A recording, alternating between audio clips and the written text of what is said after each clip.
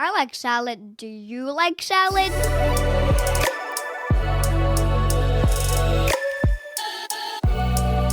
Welcome to Canadian Salad, a fun, factual, and friendly podcast about culture and integration in Canada. I'm one of your hosts. I'm Ho and Ho from China, currently living in unceded territory of Musqueam, Squamish, and Tsleil-Waututh nations. And I'm Andrea and Hoen, an immigrant from the United States, broadcasting you from the unceded traditional territory of the Lekwungen people, the Songhees and Esquimalt First Nations. And you're listening to Canadian Salad. All right. Welcome back, everyone. We're back. I know. We are back. Hello, we are back. I miss everyone. Is everyone missing me? Yes, I received so many thoughts about you. Like, people didn't communicate in sentences, but I could sense they were wanting to know how you are. They missed you. Yeah, so, I sense that. Yeah. Yeah. I definitely sense it. Yeah. Good. Yeah. Yes. Well, we're going to talk men. Ugh. Well, I mean, yay. Men, and kind of men woman. in power. Men in power. And woman in woman and woman. And woman. Just a woman. Just one little woman. You are that woman. Yes. No, yeah, but we're going to talk about, masculinity. Well, power dimension, distance. masculinity. Yeah. Not the normal masculinity that we usually talk about. Today we're going to talk about something called cultural dimensions. Okay. Which were they were discovered by this man, Hofstede. Yeah, a man. Again, a man. Yeah. So Dr. Hofstede, Can I just? It's just funny that we're using a man's work for this topic on men. Anyway, I just think it's funny. That's all. The end. A lot of work. Actually, just sidebar a little bit. A lot of nowadays, a lot of science are discovered by men, right? Even a lot of tools in science, even for women, like gynecologists, right? Before it's a lot of tools that's used on woman's body were, designed by men, and which is not always the best. Because they only had the privilege and the position to do it. If more women had the ability, they probably would. And a lot of women did invent and create a lot of tools and resources, but men stole it because women to them were poo-poo, magoo-goo. Yeah. So, anyway. Well, we're going to talk about, today we're going to talk about Dr. Hofstede's work, Cultural Dimensions. There's 6 dimensions, but we're only going to talk about 2. Okay, what's a dimension, Hoshin? Dimension is Dr. Hofstede thinks culture can be kind of summarized and differentiate by 6 different dimensions. They are power distance, individualism, collectivism. The third is masculinity versus femininity. The fourth is uncertainty avoidance. The fifth is long distance orientation versus short-term normative orientation. The last one is indulgence versus restraint. So these 6 dimensions, Dr. Hofstede believes that can capture culture in a very... it's like a universal litmus test or measurement of cultures and how every culture kind of shares this universally, but expresses it differently. And then he developed kind of scoring system to kind of give all 6 dimensions different numbers. Based on the number high and low, you can kind of see whether this culture is very individualistic or very culturalist, collective, or maybe a culture is very masculine or very feminine, which today we're going to talk about the 2 dimensions, which is power distance versus, and the second one is masculinity. I've got the power. Yeah. Yes. Well, we talk about this too because we kind of even though all 6 dimensions are very individually kind of measured based on Dr. Hofstede, but I personally think that power distance and masculinity kind of related in some way. For sure. Especially in the Western world. Yeah. I mean, who has most of the power? It is men. And that, masculinity, we are a male-driven society in Canada. And we also have high regard for those within authority. So, they're kind of winner, chicken dinners. They're kind of like the same chicken leg on the chicken. That's not making any sense. Yeah. Well, I'm how trying. about first get into the definition of what power distance and masculinity is, Please and then do. so people can know like what they are, then can make a Truly. decision themselves. Yes. So Yes. like power distance first, the degree to which less powerful member of institutions, organization accept and expect that power is distributed unequally. So basically, the distant, like how power is held, whether it might be equally or it might have a big distance in between, like Yes. let's say staff versus the boss, Yes. or So what I said certain is like very, classes. Yeah. yeah, what I said is very like on paper what it says, Yeah. but what you describe perfectly is like in high power distances cultures, hierarchy are more accepted, like the boss had the ultimate authority. If you say yes, you cannot say no. Right. And on the contrary, if you like low power distance culture, there's like really flattened kind of structure in organizations. Sure. The boss is like a friend. You work Mm-hmm. together.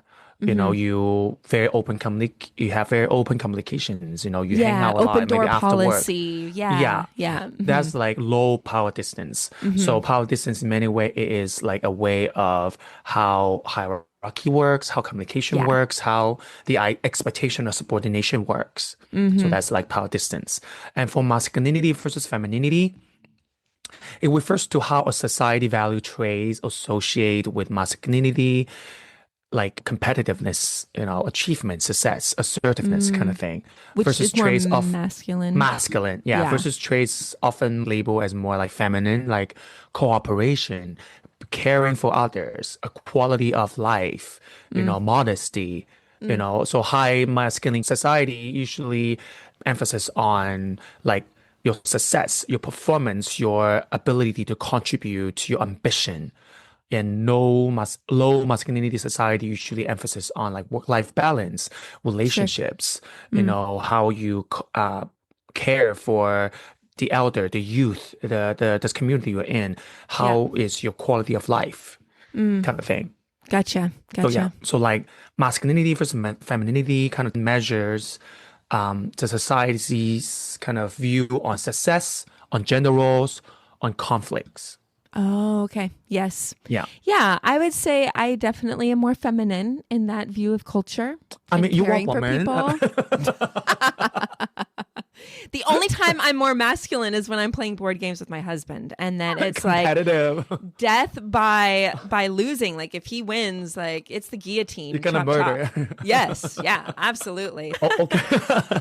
Okay, now so we know the definition of both. And then do. now we can review the Good job. score based on Hostede's model on their website, which the website is free. Everyone can like go on it, type in a country, and then all six Yeah. dimensions. They have a It's number there so you can great. compare. It's very good to use. Yeah. It is. It's So a you good can starting tool. Sorry. It's I a good agree. starting tool for if, let's say, you're going to go work with a different company that Or even actually travel. has, or travel. Like if you're working with people from all different countries in like one workspace, just to give you a beginning of trying to understand other people. So we'll include the link in our show Exactly. notes. Yes, please. So for power distance, Canada's score is 39. Again, 100 is full score, like, up to 100, Okay. right? 39 is, considered low. It's like a Yeah. low to moderate kind of value, not the lowest, but it's, low enough. And that means Canada tends to prefer egalitarian relationships.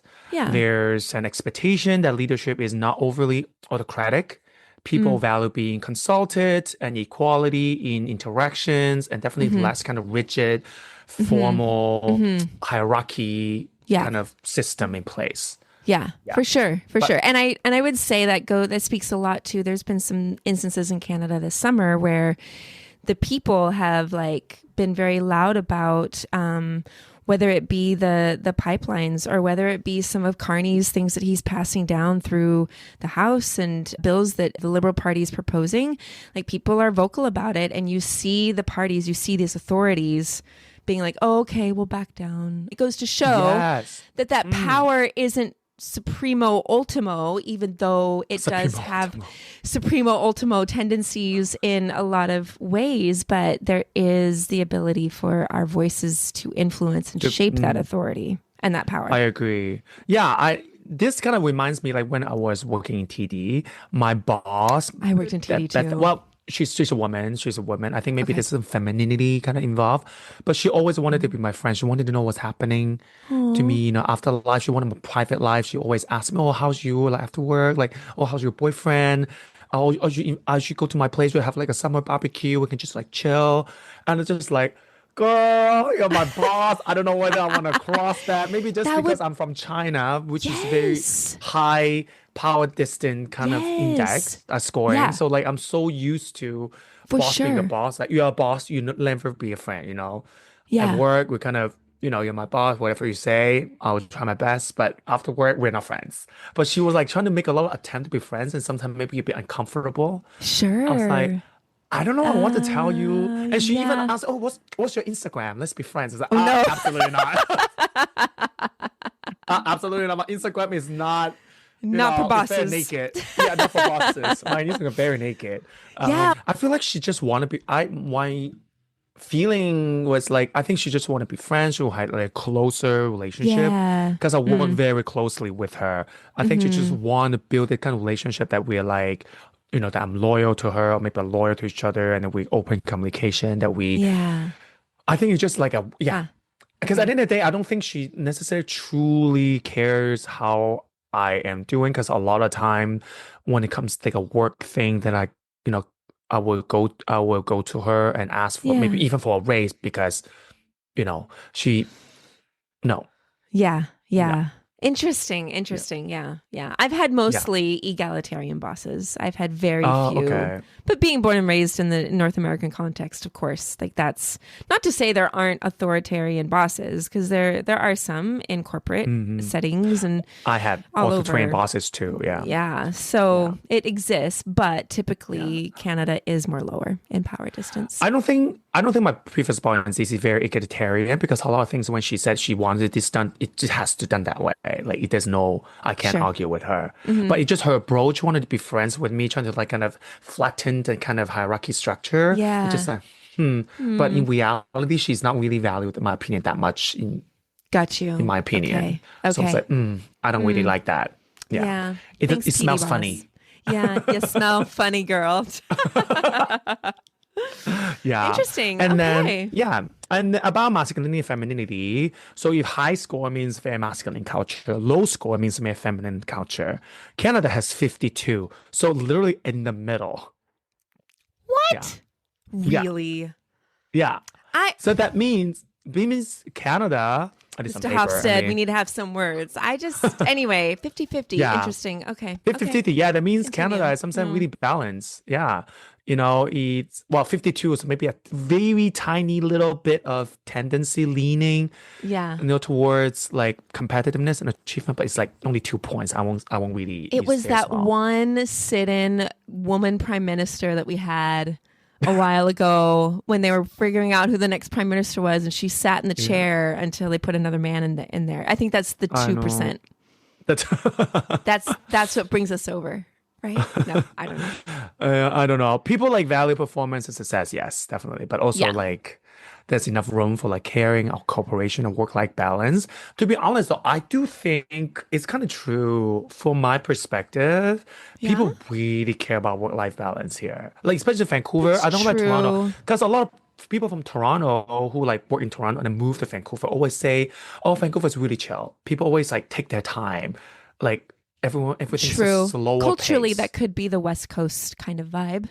Yeah, A bit but more like than again, maybe only others. I only work here, so like I feel Yeah. like this score speaks my experience in Canada, but again, I only worked in Vancouver. Maybe in Toronto, the score would be higher because maybe like more masculine, more like emphasis on success and efficiency and like you know, Yeah. and assertiveness and competitiveness.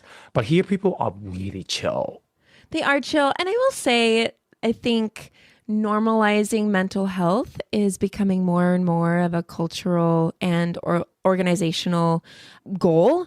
you do hear more organizations saying you're providing mental health days off. We have mental health awareness week. There's just like a lot more dialogue and discussion about what it is to, like, if you care for yourself, you actually have a longevity of your staff and your employees within the workplace, and valuing that. So I feel like that does make sense. I think from a woman's perspective, however, I definitely feel like the masculinity is much, I feel like we're way more masculine than we are feminine. I would put it at in Canada. Yeah, I would put it at 75.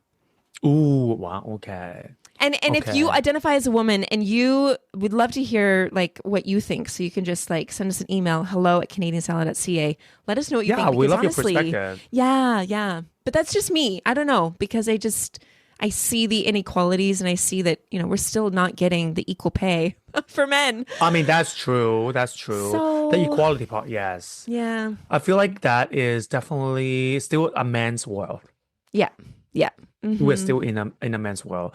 But I think this dimension necessarily, like masculinity versus femininity, is not a dimension to evaluate the progress of equality, but more to evaluate how gender role plays in society. Sure. Mm-hmm. Whether it is like more assertive, this culture more celebrates success and achievements and assertiveness, rather than celebrating or prioritizing caring characters or work-life balance or this kind of tenderness of, celebrating communities. Right. I think that's how I see it. And that's how I think that why we have 52.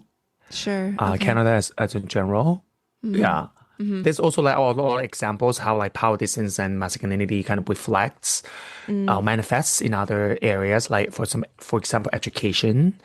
Like teachers and students often have more open relationships in less power distance, countries like sure. Canada. Yeah. Students often encouraged to question, to debate, to critique, which I would say in China, in Japan, for example, that's not a thing. No, you do not. No. Yeah.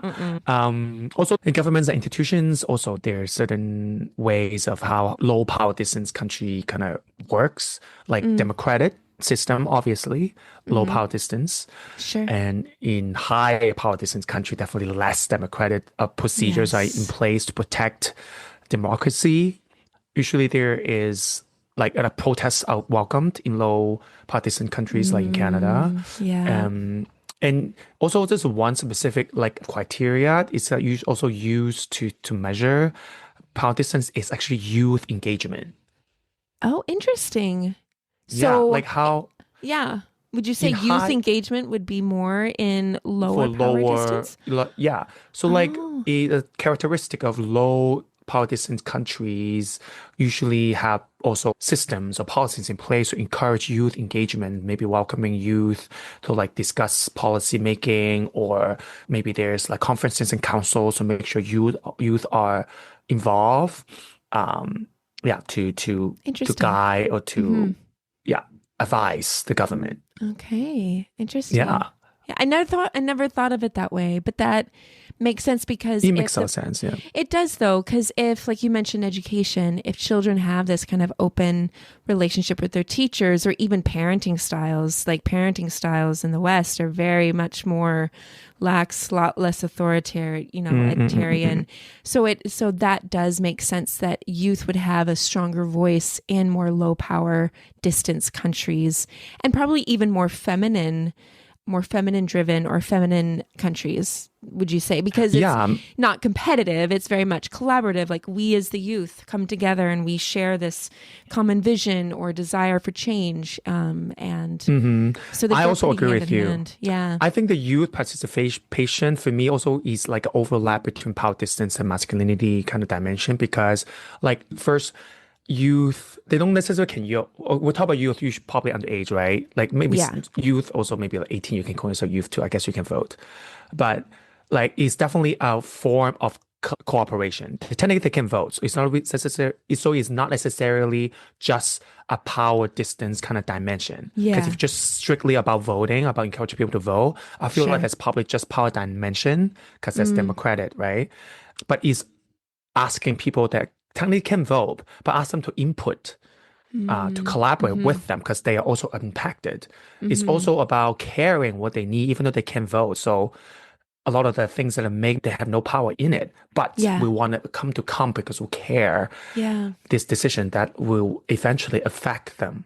So I feel like youth participation is definitely overlap about the masculinity dimension and the power distance dimension. Yes, it's about communication, it's about power structure, but at the same time, it's also about caring, about collaboration, about conflict in many ways. Also, true, how to harmoniously put the society together. Yeah. Even being open to conflict, that's very, very low power distance, because higher power distance would want to control the narrative or even like hold all the power. And if you have a conflict, it doesn't matter because you're not the one in power. So whatever they say goes. So just kind of deal. Interesting. Agree. Yeah. So that's like one dimension. I feel like, oh, this is interesting. We can talk about it. Yeah. Yeah. No, that is interesting. Yeah. And if we use statistics, there's also ways to look in Canada, use statistics. Love stats. I know. Stat queens here. Mm-hmm. We do love We love our stats. Yeah. They don't lie. They really don't. Yeah. So there's like a 2023 stat shows that about 39% of managers are women in Canada. 39. And 61 are men. Yeah. That checks out. That story checks out. Yeah. Yeah. So even though there's like movement towards equality, because 39 is not like a low percentage either. Let's, compare to the world. True. But it's not very so high much either. Yeah. We have 11%. Always room for improvement. Yeah. But we're 11% gap to the half mark, right? Sure. 11% is like not like huge gap, but it's a gap for sure. So we definitely have more room, absolute room to grow. But we also have to admit is like compared to the world in general, we are definitely towards that equality, leadership, more equal. For sure. I would even say you see if we can apply, well, I don't know if we can apply this now, but like looking at even just the ways in which a lot of protests across Canada, pro-Palestinian protests, have been met with heavy policing, violence, ridiculous arrests, the same with like Indigenous land defenders. You see this authoritarian reach and arm out of the Canadian government. And as much as protests are there, like there are some things that I think Canada goes way, way masculine, if I may, on when it's specific topics that maybe threaten their ideas of power or the narratives they want to hold. It's just interesting because there are some protests that are okay and it's like, oh great, yeah, like animal rights, yay, rah rah. But then when you talk about these very key things, land, I mean, because it's colonized or because there's such a tie to Israel's leadership, like it's very, very interesting when Canada chooses to be more masculine and when she chooses to be a bit more feminine, depending on the topic or the, because when money's involved, right? Sometimes when capitalism, there you go. Capitalism, at the end of the day, it's money. That is the bridge between. It's a bridge. That's it. Boom. Money. All right, we're done. We solved all the problems of the world. You're welcome, ladies and gentlemen. Have a good night. We're not done. I mean, all the world problem of the world at the end of the day is money. Yeah, I feel like the only way to kind of rally people or rally the government to be on the top, money is always a denominator. Yeah. Money is always the denominator of all these hoarding issues. that money, keeping that money, not equally distributing it, almost in a masculine way, making money competitive. Because I don't think there's anything wrong with money. Because it's success, right? Yeah. What's wrong? Money's great. Money's great, though, when it is shared, when it is accessible for everyone, and there's no particular few groups of people, the 1% controlling all the money. Like that's when money is awful, when people are just trying to control it and keep it away from other people, or that becomes like their motivation for making terrible decisions, right? But interesting, I think like capitalism is also a product of patriarchy, right? And patriarchy is, of course, is like a product of masculinity, which masculinity in many ways, even in the cultural dimension, says masculinity is a dimension, that emphasis on success, on prestige, on status, on material wealth. Yeah. And then which is exactly what capitalism is also about. It's about having more money, having more prestige, having more status, having more material wealth, right? For sure. So like if the society is very masculine, it's always going to be pro capitalism. Yeah. Pro capitalism. That's always going to be it. Yeah. Even though, that's where I feel like the dimension score of masculinity can only 52. I feel like, and that if we talk about capitalism, I don't think Canada is only 52. I think it'd be higher because Canada still is very capitalist. Would you say 75 as high as me? I won't say 75 because there's also other things to consider about masculinity, right? About gender roles. I feel like Canada maybe in general slightly better. Like I said, there's 11% gap to equality, but again, 11% is not a huge, but definitely room to improve. Also about like cooperation, about quality of life, about like work-life balance, about whether we are conflict avoidant or not avoidant, like assertiveness. So like there's other things to discuss about this score. It just capitalism is just one of it. Sure. I would maybe put Canada at least like 65 or like 70 tops. Okay, girl. Yeah. That works. You're allowed. But I'm a man. I don't know. I'm a man. Okay. Yeah. And I have one more data I want to share. Please do. There is a government Canada released a report in 2023 called Building a Modern 21st Century Workforce. And the report states that 84% of job seekers define success by work-life balance rather than climbing the ladder. 84%. Here shows, I think, it explains why Canada have a generally lower masculinity score. Yeah. Again, 84% of people thinks, success is work-life balance, not necessarily about material wealth, not about being quote unquote this conventional success, like being the big boss. Yeah. Wow. So I think that's high. where That's hopeful. Yeah. That's where we are a bit feminine as a society. Yeah, exactly. It's true. And I've heard people say there's no such thing as work-life balance. And I mean, and I think there's a point to that, but I think it's mostly because people are just exhausted and they try. But it can be hard to want that or believe that when maybe the structure doesn't provide that, So yeah. But I think his report is 2023. Before 2023 was a pandemic where working from home becomes like such a topic, right? I feel like this kind of remote work or hybrid work model kind of pushes forward this idea of work-life balance even more, that you can have both. You can work your own home where your schedule is more flexible. Yeah. So I think that gives people, oh my God, that actually can be achieved. So then now people can actually see happening. That's how we, strive for it. Yeah. No, that's a good point. That's a good point. You forget how much COVID impacted so much. And I feel like that's an element in and of its own of like just the ways in which it maybe created more diverse opportunities for employment. It's not so tradish where you're like go into the office, check out, So interesting. Yeah. I know. You are. You're amazing. Anyway. So that's the two dimensions I kind of want to discuss. Yeah. And of course, we kind of discussed the whole time about the relationship about them too, even though they are discussed individually in Hofstede's kind of paper, but we definitely see how they can be intermingled.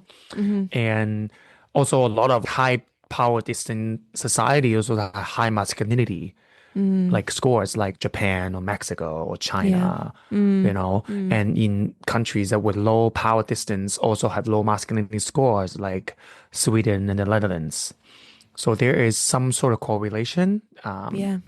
But it's not really, I don't think this can be contested because there's also culture that are opposite, one high, one really low. For sure. Yeah. And we're not saying that, oh, well, if you're from Norway, you're this, right? Like it's not to say that like, oh, this culture is only this. It is to say though that there are tendencies that are stronger maybe in this area like masculinity than femininity. So no culture is just one way only, but it's a starting point to help you understand the overall culture of a country or a region or a place. Yeah. I think like in Canada though, it's like a specific, I personally think this two dimension to measure Canada's kind of company is also interesting because think about it, if you are a company in Canada, you want your candidate to be very successful, like to be very good in what they do, to be very assertive in their decision making, to be very competitive and have great achievements in what they do. So in many ways, they're masculine. Yes. Right? Yeah. But then you also want them to be able to include the staff in discussion. That means you want them to be open communicative to everyone, like which also is generally a low power distance. So I feel like in Canada, we kind of measure someone, a good, at least employee specifically, is someone that have low power distance but high masculine score. I definitely Won't you see say that. so? I see that. I think, I don't know that I would choose a more higher masculine style of employment for if I had staff. Like I would want someone who was collaborative. I wouldn't want someone who just made a decision because they felt like they could make the decision. I guess I'm not as authoritarian in that way. I would want to have like, hey, let's chat about this. Or I'd want them to get their work done and be efficient, but I wouldn't create a competitive nature or even the idea of success. You know, that's a whole nother loaded term that I don't necessarily agree with, because what is success in whose mind and who's defining it? You know, for me, success is going to be different than maybe for you, and then even for the CEO at TD Bank. So so I don't know that, like, for me, but I do see Canada being more valuing that masculine, what did you say? Masculine tendencies with a feminine ability. Oh, okay. That's maybe. Like they're able to be collaborative. They're able to do this, but they typically gravitate towards being like high achievement, you know, assertive. So they can switch. They can switch both. So maybe a bit of hybrid, maybe a bit of hybrid. Dip their toes here and there. I don't know. I mean, I can see that, but I personally would argue, especially in like a capitalist society, which we are in, I feel like there is definitely always tension between like equality focused ideas, of course, and economic competitiveness. Yeah, of course. Like equality focused ideas are definitely more low power distance, and economic competitiveness definitely more masculine. So it always is the tension between them. And that's where I think the relationship between power distance and kind of masculinity kind of, you know, push and pull. Yeah, they're kind of brothers. How I see it. They hit each other for a while because they're, you know, getting out their whatevers, and then they're like, "Hey, bruh, you want some ice cream?" You know. True. You know what? You're not wrong. Yeah. Yeah. Okay. Lastly, the last thing I want to talk about trends. Now that we know what it is, what would it be? Oh, you know? Ooh. Yeah. I like this. The first like thing, a crystal ball of trends. What will it be for Canada's, you know, power distance and masculinity kind of score? Yeah. We talk about COVID, like the remote work, hybrid work kind of model, slowly, you know, pushing Canada towards a more feminine society, because now people actually sees how work-life balance can, you know, fruition, and how working from home, actually having more flexible hours. We define work for them. We define success even. Competitiveness for a lot of people. So that's one. And second, multiculturalism and migration for Canada. We all know Canada is an immigrant country. And based on many of our previous episodes, we know that a lot of immigrant comes from Asia, like South Asians and East Asians, which typically are more cultures with higher power distance and more masculine. Yes. There's also kind of impact Canada's power distance dimension in the long run if this immigration trend continues. True. Our workplace gonna be more and more immigrant led. That means our workforce is gonna be more and more probably more comfortable with higher power distance. Scores or even more masculine ways of working. My one little kickback to that is that some immigrants who move here from South Asian countries, East Asian, when they come here, they're coming here to maybe move away from a stronger, true. I know off the top of my head, I know about 3 or 4 East Asian people who came to Canada to get out of under a very high masculinity, high power distance setting because they couldn't, and these are all women that I'm thinking about.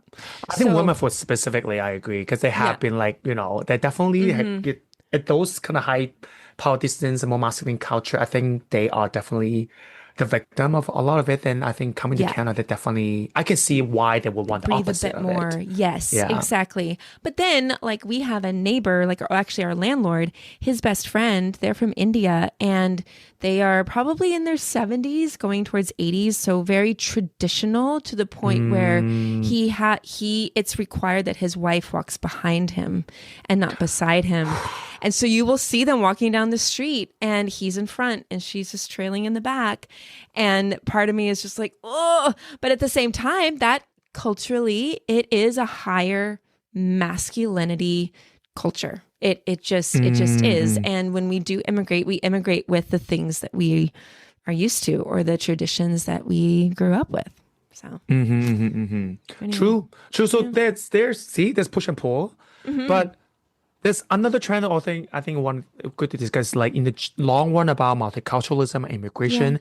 At the end of the day, no matter what kind of culture immigrant brings into influence, this current society in Canada, this idea of multiculturalism or celebrating everyone, it is an egalitarian approach. It is, at the long run, helping us to build this idea that everyone is valued. We're all here to collaborate, to respect with all of us. So I feel like, and then it's also kind of push our culture to be more feminine in a way of celebrating multiculturalism. Yes. At least that's how I like to believe. Yes, absolutely. And as I also mentioned earlier before, Canada actually really care, or have policies in place to encourage youth participation. I think this trend, this more and more youth participate means that this society more and more gonna have a lower power distance and definitely more feminine. Because again, it's about taking care of the next generation. It's about collaboration. At the same time, also flatten the authority and who subordination, right? So youth participation will help us to be less power distance and more feminine. Yeah, go youth. Go Lincoln. Go my son. Go all you kids out there who are 12 and 21 and 35. All you kids. But anyway, so that's kind of the trend I want to discuss. That's cool. No, that's really, really cool. I think there's hope for Canada. And I think there is. What I want or prepare for everyone for this episode today. Yeah, thank you, Hoshin. I mean, it's You're so good. Welcome. It is good. I taught a cultural privilege in the workplace, and we did 3 specific power dimensions with this group of managers from all over the city, and they were all really interested because they were just I've never considered having words around culture and how we function was really, really impactful for people to sit there and say, really, we're much more masculine. I wouldn't have thought that, or really we're much more, power distance is actually low.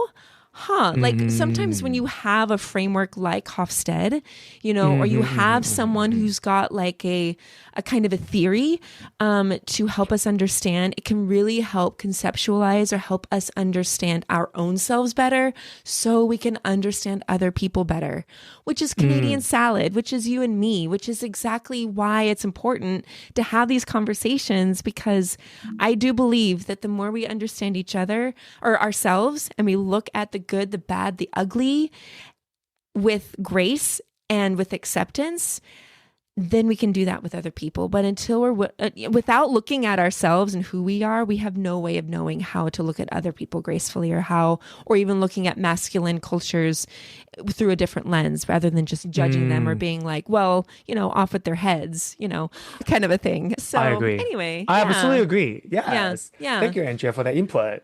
Well, thank you, Hoshin, for preparing this. I'm really excited about this pop quiz. Really? Yes, because if you're new to us, you will not know that we do a Canadian salad pop quiz at the end of every episode.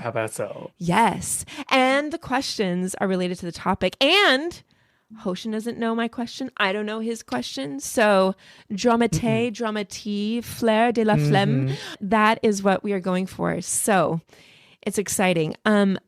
Hoshin, can I go first? You can go first, obviously. Okay. Yay. I am so excited. Okay. So, you know how in more patriarchy cultures, if a woman gets married, she takes on the husband's last name. But in more like matriarchy cultures, like the children will take on the mother's name. Okay. So under that context, which type of society globally, or let me see how to phrase this. Shoot.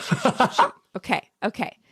Globally, are societies more traditionally patrilineal, which is the, you take on, or are they more matrilineal?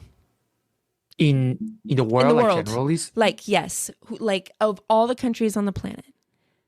I mean, I was thinking about juggle. Like usually it's the kids takes the father's name. Yeah. Okay. Is that your final answer? I feel like it's a trick question because it's so obvious. What? Ding, ding. You won. Yes. So there was a study out of Vanderbilt University in 2019. Globally, 590 societies were known to be traditionally patrilineal. 160 were recognized as matrilineal. And in between, meaning that descent is acknowledged through both parents, father and mother, at 362 societies. Okay. So even that bilateral, so that in between, kind of that push and pull of, masculinity, femininity, actually 362 societies reflected that. So, right? So very fascinating. Good to know. Right? Fascinating. I know. Thank you for sharing You're welcome. Good job. Gold star. Thank you. Thank you. For me, it's a very easy question because I know it. It's like so easy. Okay. Common sense. Like what? I know, but you never know too. You never know. True. I don't know. My question is so much more simpler to phrase. Thank you. So we talk about masculinity, power distance, and my question is about masculinity. Okay. Well, I'm from China, you're from US, we live in Canada. So in between the three countries, can you rank them from high to low on masculinity score? Ooh. Okay. I'm going to say US has the highest masculinity, then China, then Canada. Final answer? Yes. Sorry, almost so close. Oh, no. It's China first. Okay. Really? But China is only 4 points higher. China is 66. Just 4 points higher than the US? Yes, it's 62, yeah. So I was really close. You were very close and very close, yeah. Very in fascinating. Canada, as I mentioned, it's 10 points lower than the US. It's 52, okay. Yeah. Well, look at us being in Canada, Canadians, and enjoying our feminine culture. Yes. And our low power distance. Feminine. Yeah, exactly. Love. Oh, that's good. I would love that. That's awesome. But thank you. Anyway, thank you everyone for listening. Yes, thank you. Yes, I had fun too. You can follow us on TikTok, Instagram, Blue Sky, and check out our website as well. You can see our mugs, our lovely CanadianSalad.ca. That's right. And please do, though, let us know what you think about Canada and masculinity, femininity. You can email us, hello@CanadianSalad.ca. All right. Without further ado, we love you. Have a wonderful week. And we'll see you next week. Yeah, exactly. Thanks so much. Okay, bye. Thank you. Bye.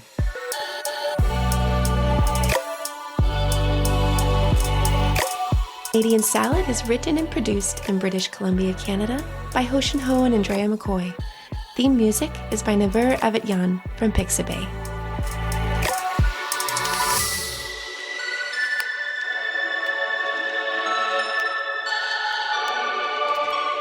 This has been a Good Drinklin production.